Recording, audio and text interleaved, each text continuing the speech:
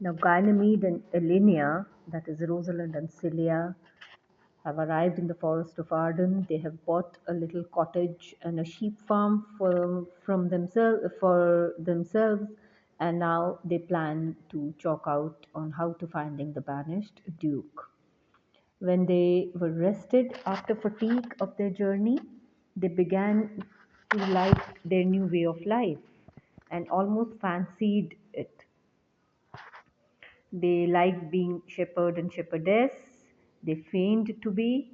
Yet sometimes Ganymede remembered he had once been the same Lady Rosalind who had so dearly loved the brave Orlando, because he was the son of Sir Roland de Boys, her father's friend. And though Ganymede thought that Orlando was many miles distant, even so many weary miles as they had travelled, yet it soon appeared that Orlando was also in the forest of Arden, and in this manner this strange event came to pass.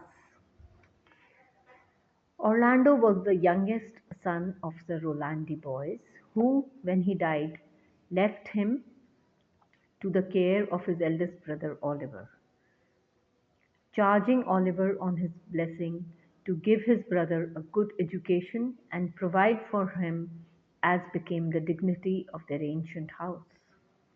Oliver, however, proved unworthy brother and did not respect the feelings of his dead father, and disregarding also the commands of his dying father, he never put his brother to school, but kept him at home, untaught and entirely neglected. But in his nature and in the noble qualities of his mind, Orlando so much resembled his excellent father that without any advantages of education, he seemed like a youth who had been bred with the utmost care, and Oliver so envied the fine person and dignified manners of his untutored brother that at last he wished to destroy him. And to effect this, he set on people to persuade him to wrestle with the famous wrestler, that is Charles. And the wrestling match which we had witnessed in the beginning of the play was a result of the scheming which Oliver had done against his brother in order to get him killed. Now it was this cruel brother's neglect for him which made Orlando say he wished to die being so friendless. And this is where he and Rosalind were sort of sailing in the same boat, and Rosalind felt sympathy for Orlando because she also felt as neglected as Orlando did. When, contrary to the wicked hopes he had formed, his brother proved victorious, his envy and malice knew no bounds, and he swore he would burn the chamber where Orlando slept. He was overheard making this vow by one that had been an old and faithful servant of their father, and that loved Orlando because he resembled Sir Roland de Boys. This old man went out to meet him when he returned from the Duke's palace, and when he saw Orlando, the peril his dear young master was in made him break out into these passionate exclamations.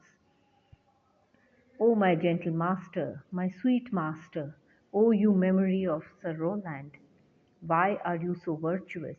Why are you gentle, strong, and valiant? And why would you be so fond to overcome the famous wrestler? Your praise is come too swiftly home before you." Orlando, wondering what all this meant, asked him what was the matter, and then the old man told him how his wicked brother, envying the love all people bore him, and now hearing the fame he had gained by his victory in the Duke's palace, intended to destroy him.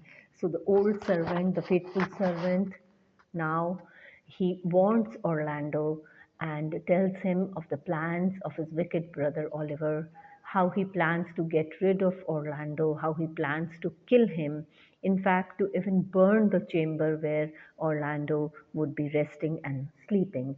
And he wants Orlando to immediately leave his brother's house in order to protect his life.